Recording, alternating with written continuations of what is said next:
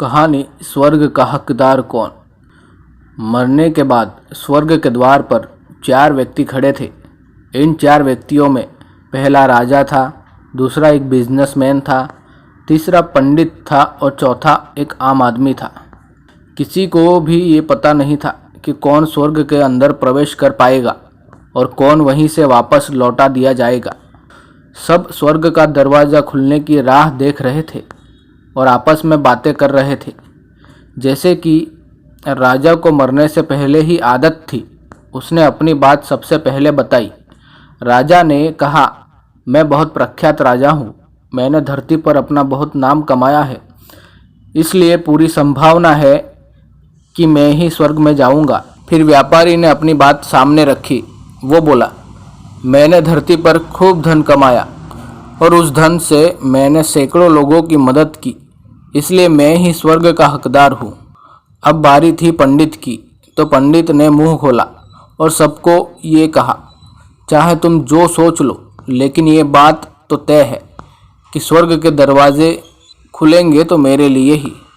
सब जानते हैं कि पंडित दिन रात भगवान को याद करते हैं, इसलिए स्वाभाविक है कि स्वर्ग में पंडित का स्वागत किया जाए।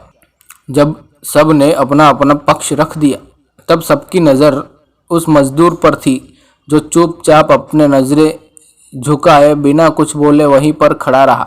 स्वर्ग का दरवाज़ा खुला और वहाँ पर एक देवदूत आकर खड़ा हो गया।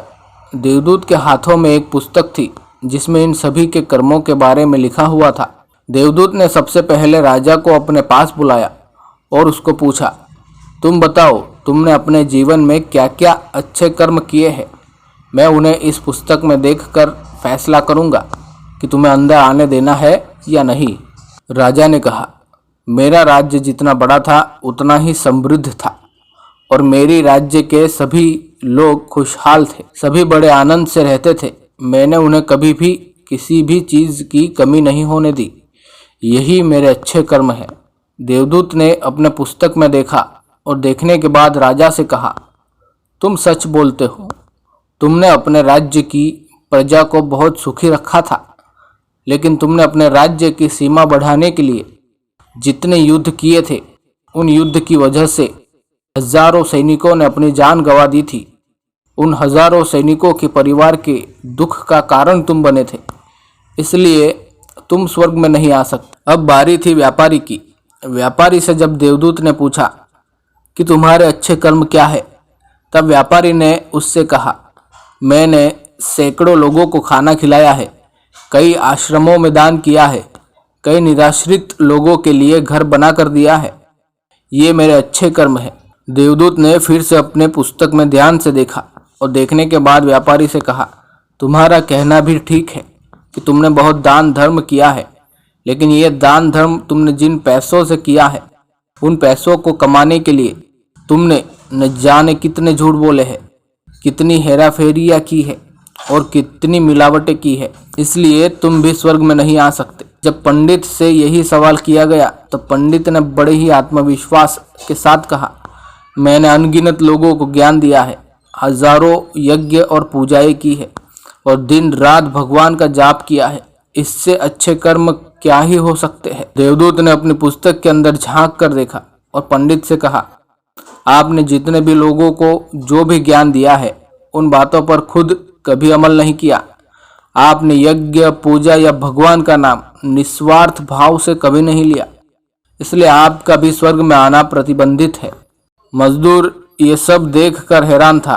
वो अब तक जिन्हें महान समझता आ रहा था, उनकी व्याख्या स्वर्ग के दरवाजे पर आकर बदल गई थी। धरती पर जिन कामों को अच्छा समझा जाता था, उनका यहाँ पर कोई मूल्य नहीं था। यमदूत ने जब इस मजदूर को अपने पास बुलाया और इससे पहले कि वह उससे उसके अच्छे कर्मों के बारे में पूछता, मजदूर बोल पड़ा, प्रभु, मैं जानता हूँ कि मैं स्वर्ग में आने के लायक नहीं हूँ, लेकिन मैं फिर भी एक बार बाहर से ही स्वर्ग को झांक कर देखना चाहता हूँ। बस इससे ज़्यादा मेरी कोई इच्छा है ही नहीं, क्योंकि ऐसी इच्छा पालने के लिए मैंने जीवन में कुछ भी नहीं किया है। मैं पूरा दिन मेहनत करता और जो भी पैसे कमाता उन्हें अपने परिवार के पालन पोषण में खर्च कर देता, इसलिए दान धर्म के लिए कुछ बचता ही नहीं। लोगों की भलाई मैं क्या सेवा करता, क्योंकि काम के बाद जो थोड़ा सा समय मिलता उसको अपने ही बूढ़े माँ बाप की सेवा में बिता देता। और ये सब करने के बाद मैं कभी कभी मंदिर भी चला जाता और भगवान से जैसा भी मुझे दिया है उस जीवन के लिए धन्यवाद कहता। देवदूत ने अपनी पुस्तक में बड़े ध्यान से देखा और थोड़ी देर देखते ही रहा। फिर उसने मजदूर से पूछा कि तुम याद करके बताओ, तुमने कभी तो कोई अच्छा काम किया होगा। मजदूर ने थोड़ी देर सोचने के बाद बोला, हाँ, मुझे थोड़ा थोड़ा याद है। एक बार मैं बहुत भूखा था और मैं खाना ही खाने बैठा था कि एक बहुत ही कमज़ोर कुत्ता जो ठीक से चल भी नहीं पा रहा था वो मेरे पास आ गया और मेरे खाने को देखने लगा। तब मैंने अपनी रोटी उसे खिला दी थी और उस दिन मैं खुद भूखा सोया था। मजदूर की बात सुनने के बाद देवदूत मुस्कुराया और मजदूर को बड़े सम्मान से स्वर्ग के अंदर लेकर गया। दोस्तों, अच्छे कर्म लोभ मोह माया इन सब भाव में आकर नहीं किए जाते और ना ही उन्हें अच्छे कर्मों की श्रेणी में गिना जाता है।